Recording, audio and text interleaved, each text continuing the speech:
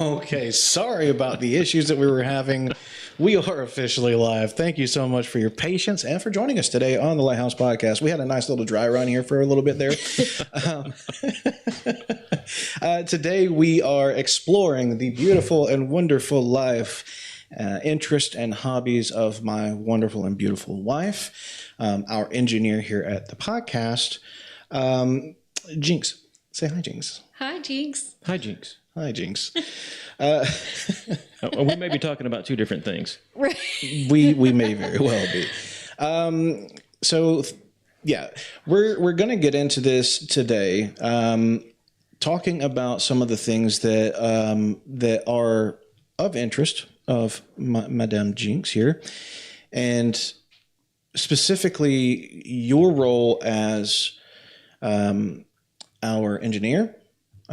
Your schooling in psychology and some of your hobbies. So we'll kick things off with the fact that you've already done episode 1-4 and with us, but people may not know kind of what your job is as an engineer for a podcast and so on and so forth. So I just wanted to see if you would be willing to kind of cover some of these things. Absolutely. So if you don't mind. So I press the buttons behind the scenes. That's what tech people do. I just press the buttons. I basically control who you see on the screen, when you see them, when the graphics come up, when the pictures come up. I'm the one who leaves the images up too long on the screen. I think you did a good job. We discussed it, and it's something that we can adjust. It's a learning curve. Yeah, it is a learning curve, but it was also your first time. Yes. So I mean, I had some issues first. Heck, I'm having issues the second time. Okay, right. We're a work in Practice progress. makes perfect. Yeah. Yes. So I think that with time we'll get this thing nailed down pretty good. Now we do also have another individual who is going to be coming. His name is Jeremy, who will be working as our producer and editor soon. But we still have a little bit of stuff that we got to take care of before all that stuff takes place. Okay. But we are getting there. And, I think that we are unpacking what could potentially be, a very dynamic podcast. In terms of, talking about music and talking about, mental health, especially in men. I think that's my key point. It's going to be a focus for sure. But also, that's not the only. I want to point that out. That is not the only thing that we're going to be talking about is mental health, because there's a lot more things that are important to us. For me, it's wildlife, outdoors, and hunting, fishing, gathering. I do enjoy music, but I'm not the aficionado, or whatever, however you say it, as much as Topher may be. And then when it comes into psychology, that's more of a thing for Jynx. Now, while she's not going to be on the microphone quite as much as the rest of us, that is going to be her key focus. So speaking on the psychology, okay, can you tell us a little bit about your interest in psychology and what got you into it, and, what led you into, going to school for it, and so on and so forth? So when I was in high school, psychology was offered as an elective, and I decided I was going to take it for my senior year. And during that period, it crossed my mind that I wanted to be a psychologist or work in the psychology field, and I was told that I would never make it, that's not something that I would be good at. And Right. If you know me, if you tell me I can't do something, I'm probably going to try to do it. Yeah.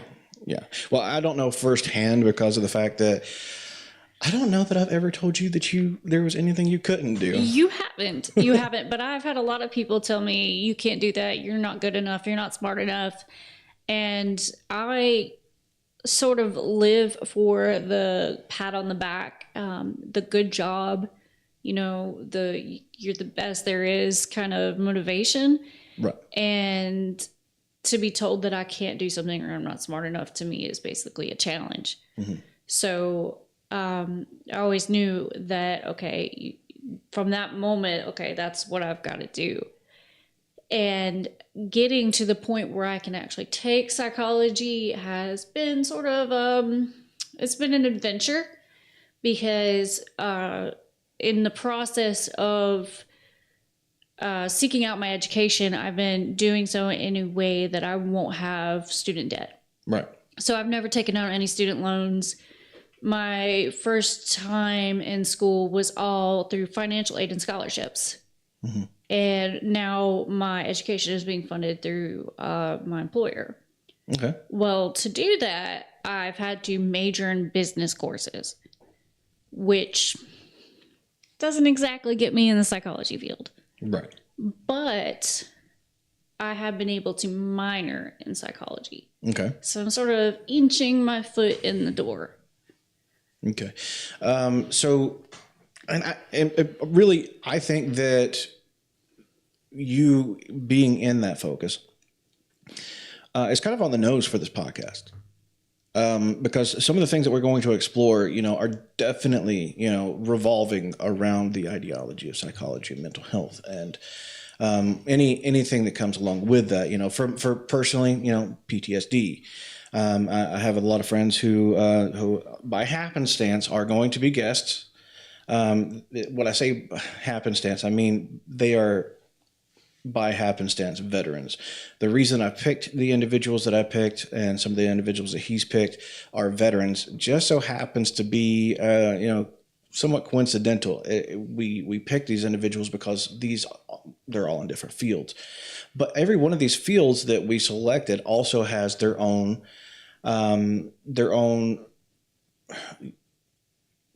mental fog that they bring along with them, whether it be, a firefighter, whether it be a musician, like, a rap artist, or an actor. Every one of these individuals, has their own stressors that they deal with and in their own way. And I think that's, really important to discuss.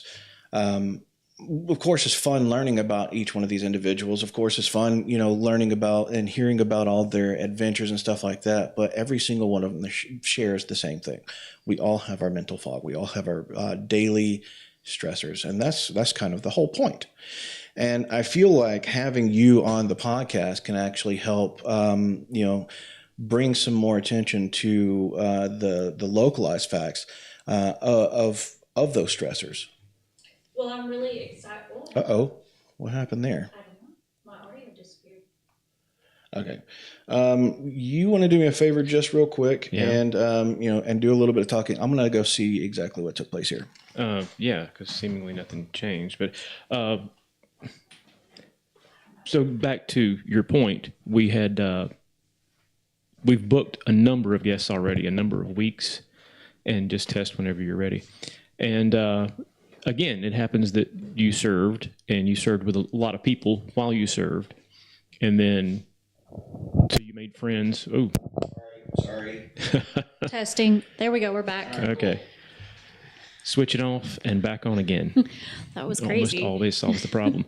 But to your point, you happen to know a lot of guys because you served, and those gentlemen have served their time and then gone off to their life, what they're doing now. Mm-hmm. So it's not just that we're interested in talking to them because they are veterans. We're interested in talking to them because what they've done with their life.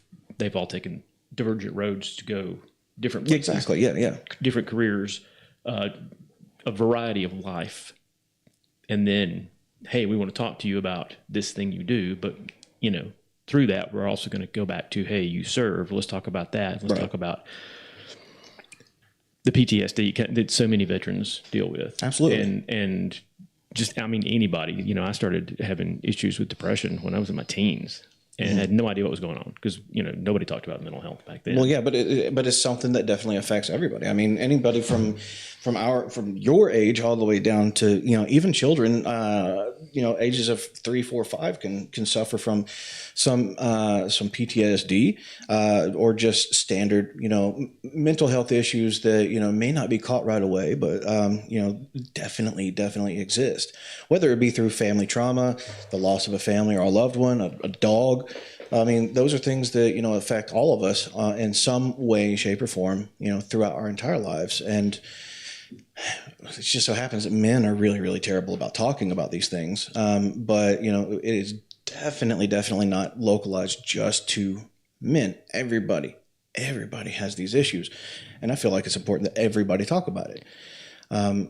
Right. Because, I mean, interestingly enough, we're here just 2025 and the books have been written about it. And so many people like Jynx are going through studying, learning about what makes people tick, what's got people in the fog, right? Whatever they're going through. We know so much more about all these things now, and yet we have a mental health epidemic that keeps getting worse. So that's something we want to talk about is, why are we now at this point where we know more about it than we've ever known, and more people seem to be dealing with more? Yeah, absolutely. So with that in mind, what are some things that they would focus on in regards to whether it be PTSD within civilians or veterans, or just daily mental stressors? Well, one of the things that I'm most interested in is the effects that trauma has on epigenetics. So basically what that means is that trauma in a way sort of alters your DNA. It alters the epigenome, and it physically changes your brain, and it physically changes your DNA sort of, so that it becomes a part of you, and you may actually be genetically passing down trauma. Right. So that's one of the things I'm most interested in, because like Topher said, there's a mental health epidemic. Right. Why are there more people who seem to suffer from depression and PTSD and stuff like that? Yeah, anxieties. When we know so much more about it, is it simply because we know better how to diagnose it? Right. Or is it because our DNA is changing and we're passing it down the bloodline? So mental health, like say for instance, I had a couple of situations where my mental health kind of took a turn to left field while I was in the military. You're saying that affected possibly the children that I had after the fact? It's likely. It's likely from the research that I have done on my own, and a little bit of what I've learned in school is that your children may have what's the word? Predisposition. That's what I was thinking. To mental health issues. They may be predisposed to be neurodivergent because your trauma has altered your DNA in a way that it passed it down to them. Well, that explains a lot, because my kids can be buttholes sometimes, and now I can just blame it on my PTSD. I'm not sure that's how that works, but I think that's exactly. I don't think I can't blame myself for it, I don't think that's a good idea. I want to preemptively say, I'm not a doctor. I don't have my degree yet, but that's just what I've learned in studying. Right. The effects that it's having on our bodies, and the effects that it's having on our children. Well, let me ask you this question. I know that, and I don't mean to, bring up a touchy subject, but I know that you yourself have suffered quite a bit from, anxiety, and you also suffer from, possibly some post-traumatic stress. Going to school for this, as you've learned more about it, do you think that your education on psychology has assisted you in any way with bettering yourself as far as your mental health is concerned? It's helped me identify things that I have that I thought were just weird little quirks. For instance, my skin issues. I always thought, the way that I'll pick at a scab or something until it just gets worse. I just thought it was just a weird little quirk. It was actually a sign of an obsessive compulsive disorder called, it's literally a skin picking disorder, and that is something that's related to my anxiety. Right. So it's helped me identify a lot of things with myself, And being able to identify those issues and give a name to it sort of gives you a little bit of peace. Okay. You know, it's like, okay, I'm not crazy. I'm not just doing weird things. There's an actual explanation here.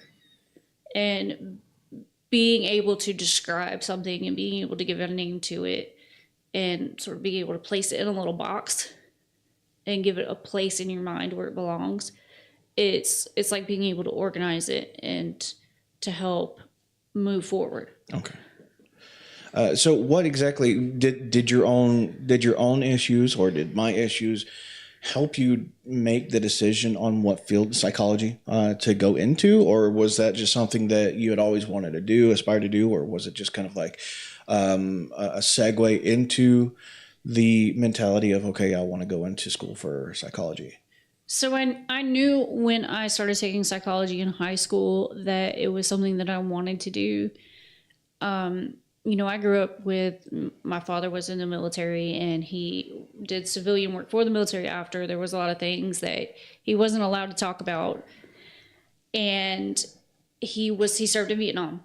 So there were a lot of ways that he behaved that I was just like, okay, my dad was just kind of a jerk. But after learning about what experiences the soldiers who went through Vietnam had, and realizing that they were just beginning to understand that war had long-term effects on the brain, that I finally started to understand my dad wasn't just a jerk. My dad experienced things that he could never forget. Right.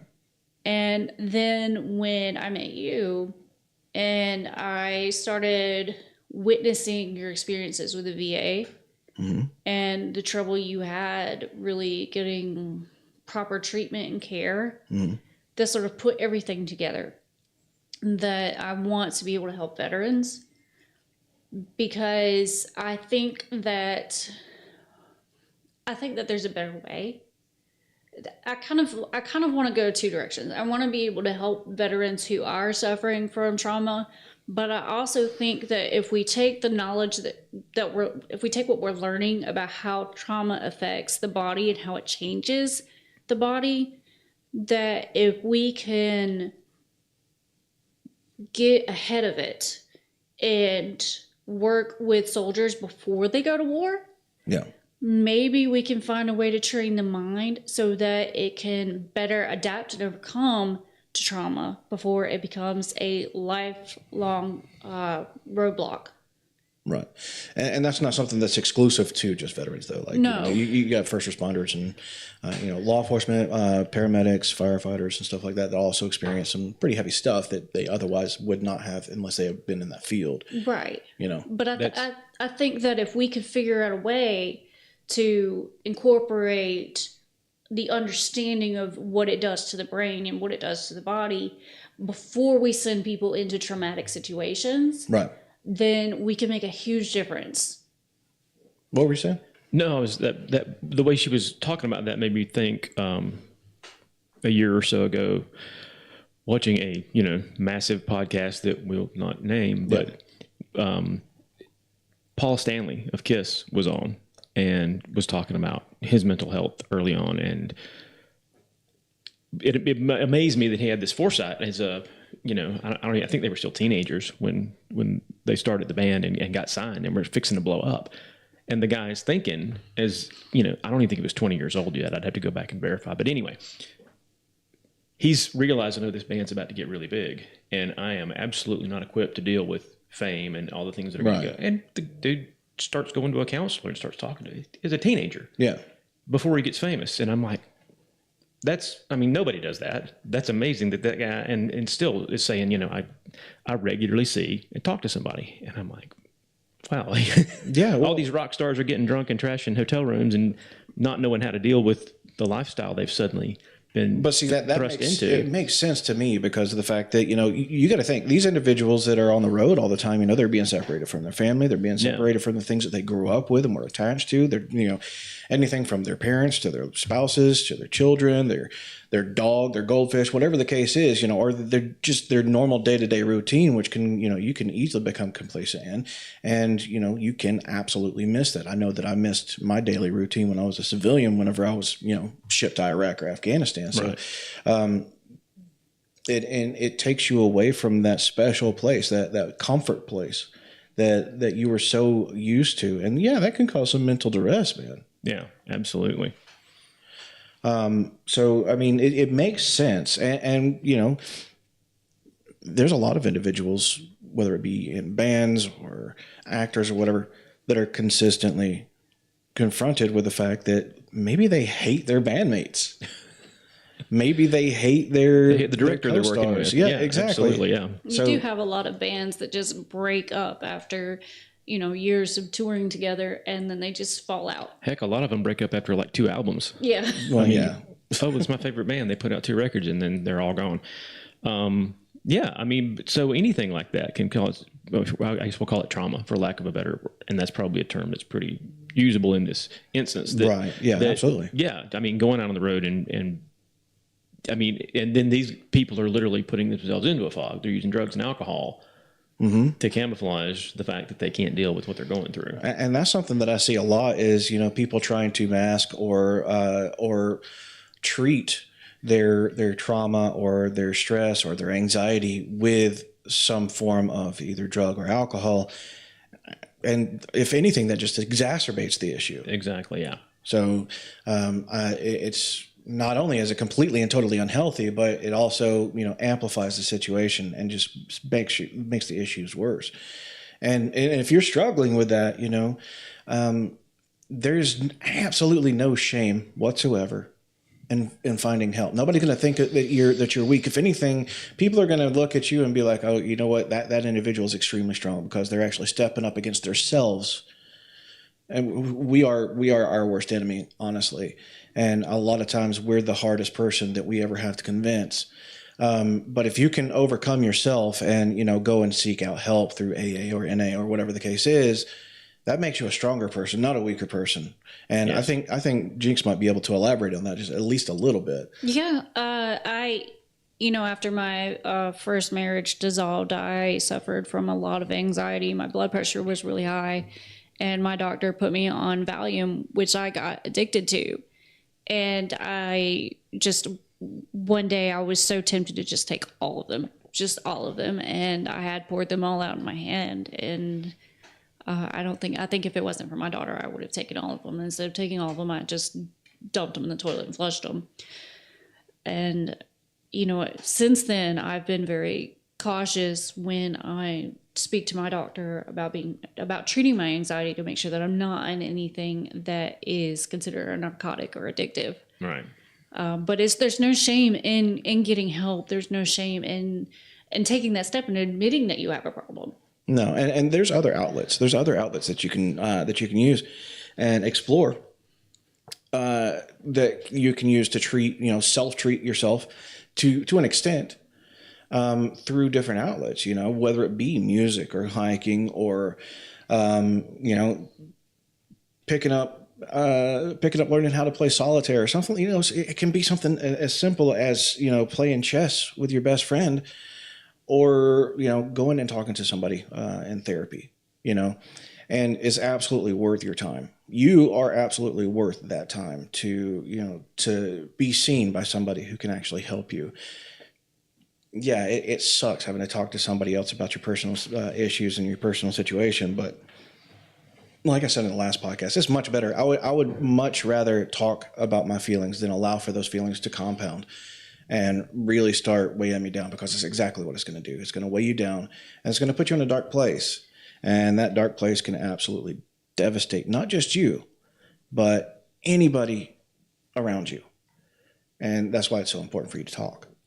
So, but let's kind of switch gears just a little bit.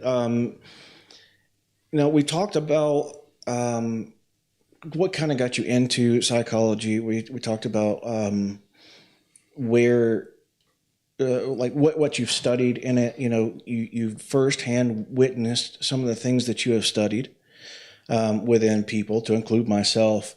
But what are you hoping to achieve through finishing school, and why are you not still currently in school for psychology? Because I know that there's a deep story in that, and I know that I play a significant role in that. Well, what I hope to achieve is multifaceted. First and foremost is to complete it for myself. Throughout my life, I've constantly been told that I can't do it. You're not, you're not good enough. You're not smart enough. You're just not capable of it. And I need to finish this for myself. And it's not about proving other people wrong. It's about proving to myself that they're wrong. That all those voices, all that negativity that has been poured into me, that's not the truth. That's the enemy speaking. And so for me, finishing this journey is the goal. Mm-hmm. It's proving to myself that I'm capable, no matter what other people say to me. Right. No matter what other people think about me, I'm capable of this. But as far as what I want to do with it is ultimately help people. I see there's so much opportunity in the world that it just feels like it's being overlooked. We already know that there's a lot of lapses in veteran care. You've seen it yourself. How long did it take for you to get your medicine when you had bronchitis? That one time it was months. Mm-hmm. By the time they actually sent you your prescription, you were almost better. Yeah. And it could have gone either way. Like, it could have turned into pneumonia. You could have ended up in the hospital. Mm-hmm. It was, I think you got sick in like February, and it was July when your medicine showed up in the mail. Mm-hmm. Classic government. Right. Oh, yeah. Right. Well, you should hear what they told me whenever, I had cancer, and what you remember what they tried to diagnose me with? So, I actually have a picture of this somewhere. I wish I knew you were going to bring this up. I would have sent it to you for you to put it on the screen. They told him that he needed sunlight and water. You're a plant. Yeah, yes. I need sunlight and water. I had actually went to them and told them, that I was having like heart palpitations and, lightheadedness and dizzy bouts and just all around not feeling good. And while I am, describing, symptoms of an active terminal cancer, they're like, oh, well, here, you know what? You have some Ranger pills and go take a walk and drink some water. Any of you veterans out there that are watching this, I'm sure that a lot of you have had similar experiences, and feel free, by the way, to talk about those things in the comments below.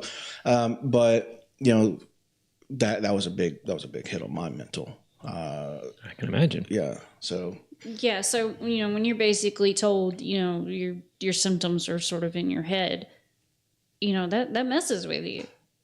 And I can only imagine how many other people who've gone through their care programs who have been told similar things when they've had major problems. And come to find out, they had it on record that he had issues with his liver. They knew the whole time. I'm going to shift gears just a little bit on that, because it was going back to what she was, again, saying earlier. Okay, so when I had COVID a couple of years ago, mm-hmm. I think everybody's had COVID at this point. I haven't. It was a couple of years before I got it. I think it was 2 years after the event. And I finally had COVID, and I felt like absolute garbage for like a day. And then I had some ivermectin, and I started getting better immediately. I wasn't going to go there, but here we are. Yep. Anyway, I remember after my 4 or 5 days of quarantine, whatever it was, and I'm up and we're getting ready to do actually our Wyoming trip mm-hmm. For our anniversary. And Kimber was texting me during the day. Hey, it's like, if you're feeling up to it, run to Walmart, get a few things. And I remember walking around Walmart and feeling like I don't feel like I'm here. Right. I feel like I know that sounds But again, a lot of people might have gone through something similar with that. That I felt like I wasn't present. I felt like I know I'm physically here, and I'm walking around the store, and I'm looking at things, and it just there's this weird detachment. And when she was talking about that just now, it made me remember when I was dealing with depression in the early 2000s, and I had actually gone to a doctor for the first time about it, and they prescribed me whatever the big brand name antidepressant was. Yeah. And I didn't want to go on it, but I'm like, I need some help. Let me do something. So I start taking this, and within a week, it was that exact same thing. I'm walking around all day going, I don't feel like I'm here right now. It was just the weirdest thing. And then I go back to the doctor after a few weeks, and I'm like, this is messing with me worse than dealing with the depression. It's like I literally feel completely detached from everything I'm trying to do in my life. And he's like, well, here's this other thing that's another, we'll pair them together. And I'm like, you know what? I think I'll just stop this and just do this on my own, because I don't want to start taking, here's a fifth medication to help with the other two side effects. And I'm sorry about the blood pouring out of your eyes sometimes. It's just, stuff happens. That sounds a lot like my journey with my migraines, which is constantly back and forth. Let's try this medicine. Oh, that's not working. Let's try this one. Oh, Yeah. well, you know what? Let's just try a whole bunch of supplements and see if that helps. Yeah. No, I'm done. I'll just suffer in silence. Yeah. So I'm going to go to the comments here for just a second. I pinned a comment from someone that said, I have a ton of fog. And, that's something that is definitely true for, I think, all three of us sitting at the table right now. And it's not something that's uncommon, but it's what you do to clear that fog that's important. I know that specifically you have your own way of dealing with those things. But you also have a really big reason that you have that. And we are going to have you on the show here soon. For those of you who are unaware, he knows what I'm talking about, and you guys will soon. But someone else brought something up. Brad says that it helped him whenever he was having some situations, or some issues with being down, being depressed, suffering from anxiety. He says that whenever he did, he talked with a preacher. And I think that's something that's really, really important too. Because I know that a lot of people may not necessarily be religious. But like I said before, also a lot of people have faith. Whether it's in faith in Christ, or faith in their ability to find peace in the wild, or whatever the case is. But I think it's important to explore your faith in these times of need, because a lot of times that is definitely something that can help. And I can say that until I'm blue in the face, but from somebody that is in psychology, or studying for psychology, have you learned anything about faith and how that might affect, whether positively or negatively, the one's mental health?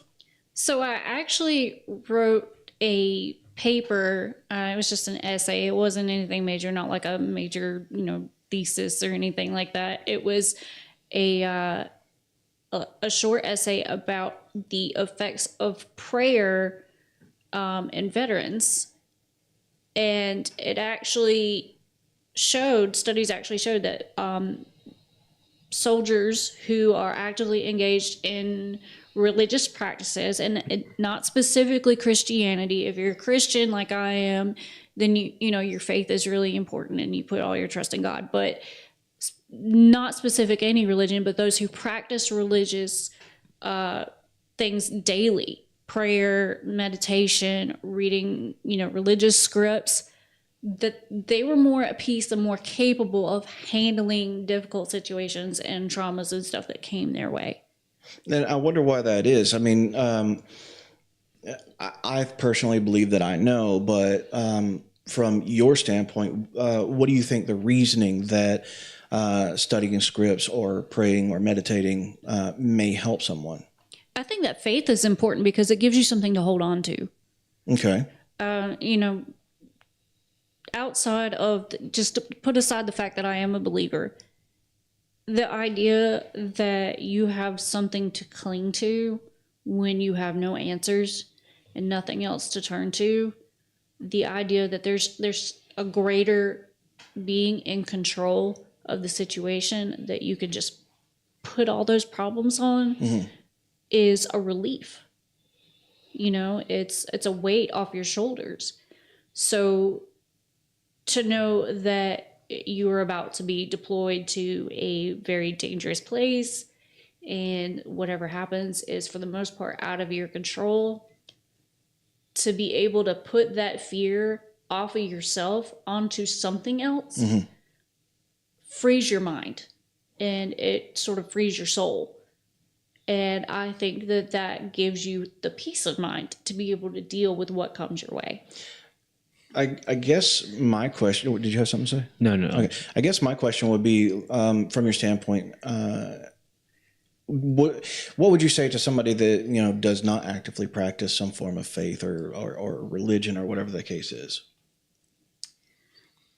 I guess I would have a question is, what do you cling to when things are tough, when things get really bad and things are out of your control? What do you cling to stay sane, to be able to just manage from one crisis to the next when you were just like at the bottom of the valley and nothing is going right? Like how do you something positive though, not like, you know, an addiction or no, not alcohol or drugs, but like how do you keep yourself from just wallowing in despair?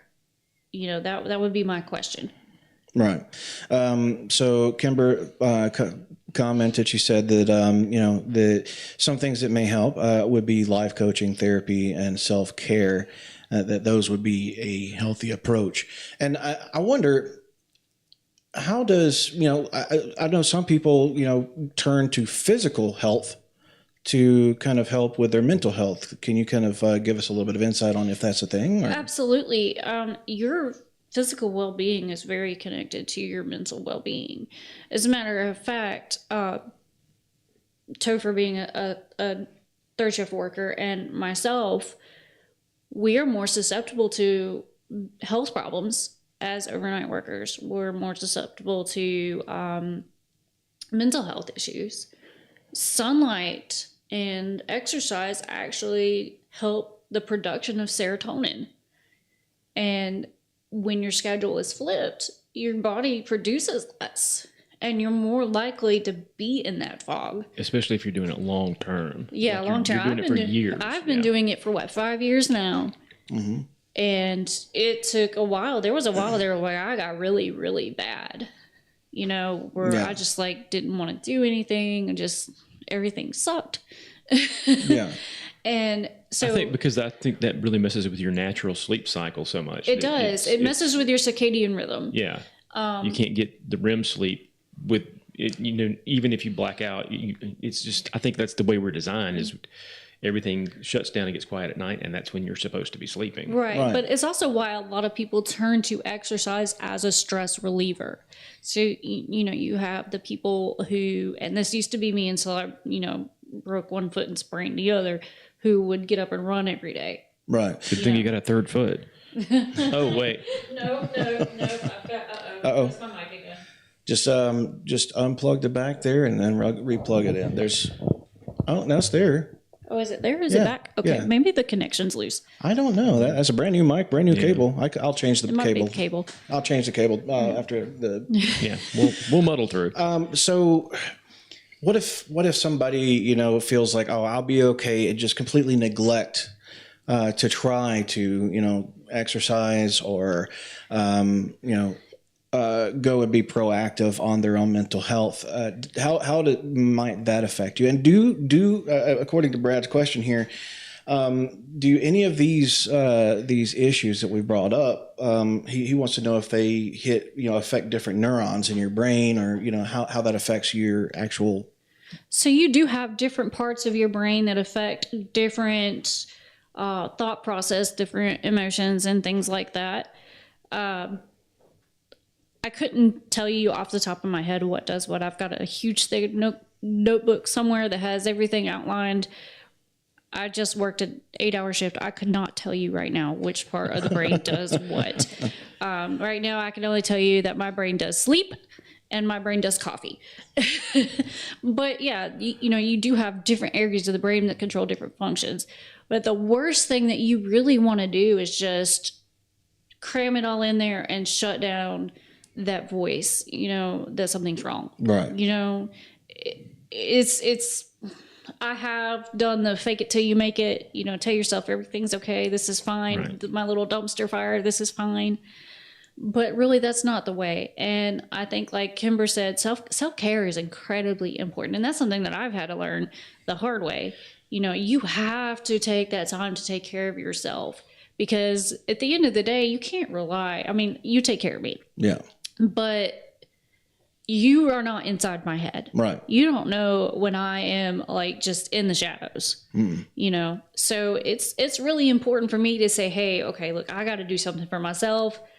I need to go get my nails done, or I need to soak in the tub for an hour. Right. It's important for you to do those things that make Little things. you feel Sometimes good. just little things. Yeah, go for a walk. Work, Yeah. plant some flowers. Yeah. Go to Starbucks. Go get your nails done. Whatever it is. I mean, if you're a guy, you could go get your nails done too. Well, that leads me to a question, and that is the fact that you, of all people, I have to basically force you to go and get your nails done. I have to force you to go and treat yourself. And I know that there's probably other people like that, but, with somebody who is, kind of hard-headed on spoiling themselves, what would you say to those individuals? Stop it. Get some help. Yeah. So I have my struggles too, and I'm telling you all these things that I've learned and all this knowledge I have, but it all comes down to the practice. And, I'm just a bank of knowledge. I have tons and tons of knowledge, but actually putting it into practice sometimes is my worst flaw. Right. And I know for myself that I am lousy at self-care, because I feel like everybody else's needs, and I don't, maybe that's a mom thing, maybe that's a wife thing, I don't know what it is, but I feel like everybody else's needs are just way more a priority. Mm-hmm. I literally was talking to not a pastor, but a ministry leader at our church yesterday. And that was one of the things we were discussing, is that we were both saying the same kind of thing. And I made the comment that I think it's more prevalent in women to overindulge that way, in that you can't pour from an empty cup. Yeah. We know that. Yeah, and, absolutely. And I think women are for whatever it is, the way their brain is wired, it's easier for them to fall into that. I'm just going to give, mm-hmm. and then fall on your face. And Yeah. certainly men do it too. Yeah, no, we know. absolutely. Yeah, but I think something about the way the female brain is wired makes them susceptible to that, to just feel like they just have to keep give and give and give. I think it's that nurturing instinct, Yeah. to just make sure everybody is taken care of, Yeah. and you get to a point where it's like, okay, the kids are clean, they got clothes that fit, they're well fed, husband has everything he needs, and you're just exhausted. You're just like, okay, I'm good with some sleep. Well, I know for a fact that you have a tendency to overload yourself. I do. And I have a hard time saying no. Well, I know you do. A lot of people have a hard time saying no. That's another discussion that was had yesterday. Well, I have a hard time saying no for sure. I mean, pretty much anytime somebody asks me for a favor, unless I'm just like absolutely just dead to the world, I hate saying no to people, because I feel like, there's an opportunity there for me to do something, that can change something in the positive for someone. And if I'm not taking that opportunity, then I'm doing a disservice at that point. Right. And that makes me feel like garbage. So I typically don't say no. I mean, there's a few times where you've asked me to like edit photos or videos or whatever, that, I'm just kind of push it off, but I do eventually get to it. But for the most part, I don't think I've ever said no to you. It's just outright no. No way. And we've worked together on a lot. It's always like little projects, but yeah, we've worked on a ton of stuff together. Mm-hmm. Yeah. And you're the same way. And I think that, I think that doing that definitely takes a mental toll on me, because it's easy for you to overfill your plate. And, once you have, so much stuff going all at once, to the point where sometimes it's hard to keep track of everything, that in and of itself kind of puts you into a mental strain. That's sort of where I'm at with my education. We have so much going on in our lives right now. Your health struggle right now is the priority. And with my job, I have a full-time job. We have custody rotations with the kids and school schedules for them. And then you have just doctor's appointment after doctor's appointment. Right. I cannot focus on, I cannot give myself time to really focus on getting my work done, studying the way that I need to be successful. I have never not been a straight A student. I've been on the dean's list. I'm a member of the National Society for Leadership and Success. Failure is beneath me. I know that sounds stuck up. No, it doesn't. You're just being honest. And, if anybody has a problem with it, they can take it up with me, because I could vouch for the fact that, all those things are correct. If I'm... Uh-oh. Okay, come on. Done it again. We're not going to do this. Come on. There we go. Hello. If I... Really? Listen. Yeah, maybe unplug it again and try it again, because that certainly did it the first time. Here, I'll show you how to do it. And I'll just talk now for a little bit. You talk. Let's not talk about the faces that are just made. We're going to get this ironed out. There you go. There's a little tap. It's only our second episode.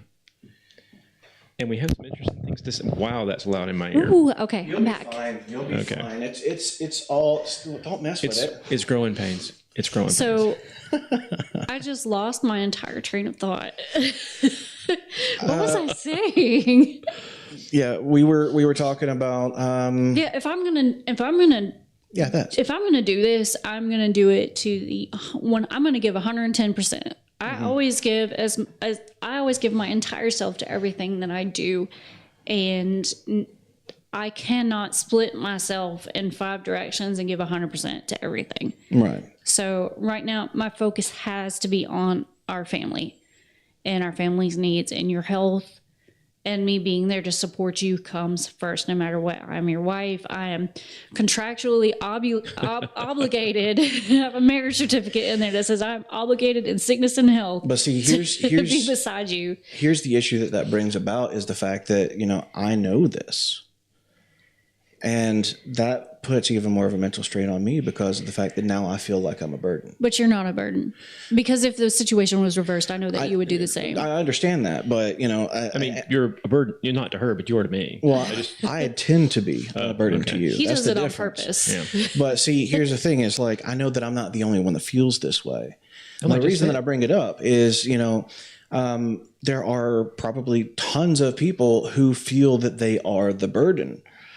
And, what do you say to people like us that, feel like, okay, well, because I'm going through certain things, other people are having to put more focus and more of their time and effort into helping me, because like I've learned how to deal with it, but other people might not have. So here's the thing. Relationships are not the fairy tale 50-50. The scale is always balanced. That's not how it works. You may go years with the scale tilted, and that's just how it is. And you've got to learn to beat each other's strengths.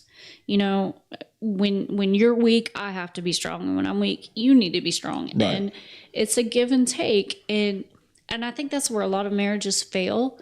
As a matter of fact, I know somebody I know a woman whose husband was going to ask for a divorce and then found out she had cancer and felt like a jerk and basically like toughed it out. And, sometimes stuff like that makes it worse, but you've got to learn to be self-sacrificing in a relationship. Yeah. Not to the point where you are sacrificing your mental health, but you've got to know when to set things down so that you can be there for other people. And you've got to know when it's okay to let other people carry the load. And that's just part of being in a healthy relationship. And that's something that both you and I have both had to work with, like, a lot. Yeah. What about you? Have you experienced anything like that, as in regards to like either feeling like you're like you're having to be put center stage, people are having to focus on helping you, or vice versa. You doing that for other people. I mean, I think everybody feels that way, and at times, like I'm again having dealt with depression for so long, and really, essentially self-treating. And I mean, when I tell you it took decades, I'm not kidding, to get myself to a good place. And for me, and everybody's different. For me, it was music was a big part, and I think that is for a lot of people, because everybody's got those songs that'll just, if you can bring yourself to press play, it's going to elevate your mood. Mr. Tomato here, get outside, get in the sun. You got to grow. Drink some water. It's sometimes simple. It's cleaning up your diet. Sometimes things like that make a bigger difference than we think of. You know what? I'm not going to eat a Snickers bar today and potato chips. I'm going to get something that's whole food and eat that, because your body and your brain are tied together inextricably. And Kimber and I just got back into the gym. I mean, we've been going for, I think, right at 2 months now, after like a 4-year hiatus for me. Right. And she's the one that's always pushing. It's like, hey, she's got a life coach she talks to regularly, just checking in. Hey, am I thinking about this right? But also, she does yoga, and she's about her fitness. And she's like, hey, we got to get back. And I'm like, yeah, as soon as I shift this job, we'll do it. And we did. So we're meeting 2 mornings a week, hitting the gym for an hour. I'm exhausted. I've just done 10 hours at night. And okay, you know what? Tuesday morning, I'll meet you. We'll work out, and then I'll go home and get to bed. Getting adequate rest, but not too much rest, because that's a classic thing about people who suffer from depression and any kind of mental. You want to sleep. Right. Your brain's telling you, I just don't want to deal with anything. I'm just going to shut down. And you have to figure out how to override that and get yourself in the right headspace. I think that's a really good point. And I have a problem with being able to work out, though. If I overwork, my cancer flares up and I can end up on the floor. Yeah. Quick. I actually reached out to a group of individuals not too long ago, telling them, look, I need to lose some weight. And not because I feel fat, because I feel pretty. I feel pretty all the time. Okay. You keep telling yourself that. But I know that in order for me to be able to preserve myself for at least just a little bit longer, especially for my kids and my wife, I'm going to have to make a physical change that, can be in the affirmative for me. And, I'm going to have to start somewhere. But it's difficult, because finding myself back into that mentality is extremely, extremely hard. I mean, I'm sure that, somebody at your age, you're like 70, 80, 75, 85. Okay. How old was Aragorn? 87? I'm 87. 87. Okay. Yeah. What was that transition like for you? Like trying to get yourself back into that mentality of, okay, I know where I need to be, and I know this is how I got to get there, but where did you find the motivation for that? Well, I have an amazing wife who, again, her mental focus when it's time to get going is ridiculous. I mean, just puts me to shame. So I'm just trying to keep up.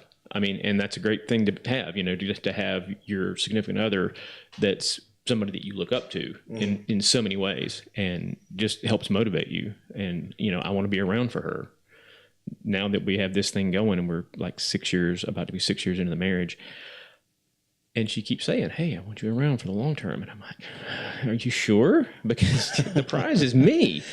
So yeah, I mean, I think that's great motivation. I think that being deliberate in every aspect of everything that you do, it's like, okay, I'm going to be deliberate to go to the gym, and I've got to be deliberate to not eat junk and put junk into my body, because I think we talked about this before, about I wanted to do hikes with her when we retired on my factory knees, if possible. And I really do. I want to keep me as healthy as I can with the means that I have for as long as I can. Right. Heck, now we got grandbabies. It turns out that's a lot of fun. Yeah. I want to be around to hang out with them and watch them grow up and teach them to play guitar, and certainly better than I can play guitar. All that stuff. We have these family trips we do now, and it's amazing. We have such a great time when we go. We're doing like 2 family vacations a year, and it's like it's something that I never had before, where I had family that I was doing trips with. Right. Doing with friends, I would go do trips with friends, but man, when it's family, it's just this whole other level of just joy. And I mean, that's one of my things now. Is I did, as a guy who literally at 50 years old didn't think he was going to have a family, was going to, I'm going to hang out with cousin Jeff till I die because we have a lot of fun together. We go fishing and stuff, go hunting and whatever, turkey hunt, and that was great. But then met Kimber and it completely reignited this thing of I could actually have a happy life with this human being, and choosing love every day and choosing to put that person. Mm-hmm. I know it sounds counterintuitive, put that person's need above yours. And I'm not talking about, of being, this is my person and I want to focus everything about us and our future together. Right. That's a big one for me. That's a huge one for me. Mm-hmm. I'd say that's kind of where I stand for, trying to get myself back into shape, for my family, being able to get myself back into a position where I can, because just as well as I do, like I love to be able to go outdoors. And I really enjoy being able to do it with the kids, going fishing, hunting, hiking, right. Camping, whatever the case is. But it's hard, whenever I'm not, taking care of myself both physically and mentally. But let's change gears just a little bit. All right. So we know that we've explored a little bit of your psychology and, a couple of your hobbies and stuff, but go into depth a little bit more on what you do to kind of help clear your own mental fog and, some ideas that you might be able to pass on to others that maybe are in the same boat. Like kind of give a little bit of insight onto your own mental identity and what you do, and then what you think that other people who might share a similar mental identity might be able to do to kind of help clear their own mental fog. Well, I think it's important to learn the value of silence and being able to sit with yourself in silence. There's so much noise in this world, and sometimes there's so much noise in your head, and I know for a lot of people, they can't sit with their own thoughts. They have to drown it out somehow. But for me, I have to.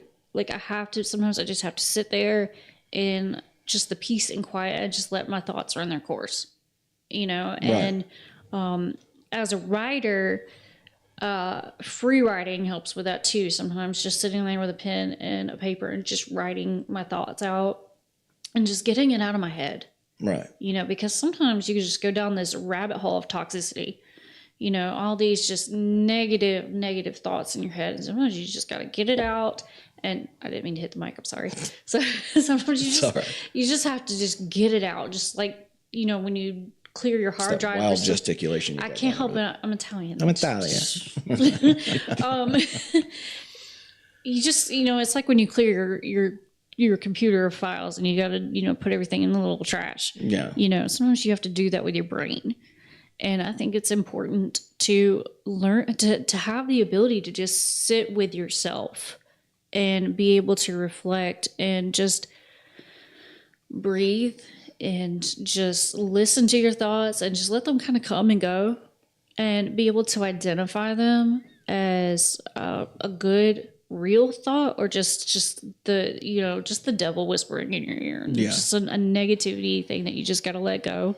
And that's something that I don't think that I know the kids think I'm really weird, because I will come home and just sit in the living room and they will come downstairs and just start talking my ear off, and I'll say, shh, this is my quiet space. You can take the noise either back upstairs or outside. Right now, this is my quiet space. Right. Don't take my peace. This is my peace right now. And I know they don't understand it because, they're kids, and they are noise. They are noise. 100% noise. Actually, I would say 99% noise, and just like 1% finally, oh my gosh, you're asleep. So, right. Yeah. And then for me, also just sometimes just sitting in nature. I'm always doing something. I'm always going somewhere, driving to and from somewhere an hour away, an hour back, going to work. Sometimes just sitting in my rocking chair and just listening to the birds or watching the clouds go by, or just breathing in fresh air, or, hear the chemicals from the Michelin plant. But, sometimes just being in nature, sometimes just going on a walk and not with a task in mind, but just to sort of take it in and just enjoy the world around you and not think about your next move. Right. I think that's important. All right. Well, I appreciate you taking the time to kind of give some insight on who you are, what your job is with us here, and sharing some of your intimate feelings and your key points on your personality and your outlook on psychology and things that can kind of help people clear their mental fog. And everyone, I hope that you guys enjoyed this episode of the Lighthouse Podcast. And if you did, please do me a favor and share this episode with your family and with your friends and with the neighbor who keeps cutting their lawn for whatever reason at 9:00 at night. And if you want to follow us on social media, it's extremely easy for you to do. All you have to do is go over to any of these platforms, whether it be Facebook, X, Twitter, whatever the case is, and you'll be able to find us over there and share those with everyone as well. We do have a couple of things coming up here soon, a couple of individuals who I think that you will find very interesting. I think that you'll appreciate what they have to say. We have individuals from Solomon Wise, who is a YouTube personality.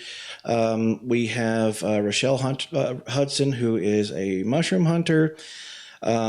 We have Kyle Underwood, who is an amazing, phenomenal photographer, coming on. Michelle Redman, who is a widow from where her husband unfortunately passed in the line of duty as a police officer.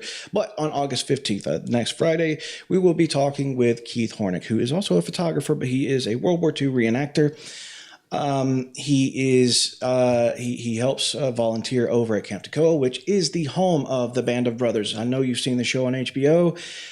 He is friends with all the actual folks that show was based upon over at Camp Toccoa, and I think that you guys will appreciate that. So please take the time. On Facebook, you'll be able to see our schedule. And if you follow us on any other social media, you'll be able to get little teasers. So make sure that you follow us on all social media platforms. Again, this is the information for you to be able to find that. With that being said, do you have any final thoughts real quick? I think the only thing that I really want to know, and it's going to be in the upcoming podcast, is what caliber rifle do you use to hunt mushrooms? I'm not 100% sure. I think you use caps guns. Oh, okay. I think you have to use a silencer because mushrooms grow in the dark. Oh, yeah. You're definitely going to need flashlight. Now, with that being said, do you have any final thoughts for our viewers at home or on the road or wherever else they're seeing or listening to our podcast? Just take care of yourself. Do things to make yourself happy. It's not selfish. It's okay. You have my permission. With that, thank you guys so much for joining us on the Lighthouse Podcast. We hope to see you on the next one. And until then, we love you and we will see you then. Bye, guys.